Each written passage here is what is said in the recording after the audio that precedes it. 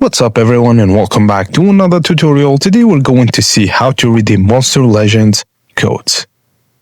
So firstly, launch Monster Legends on your device and make sure you are signed in and connected to the internet. Now from the main screen, tap the shop icon.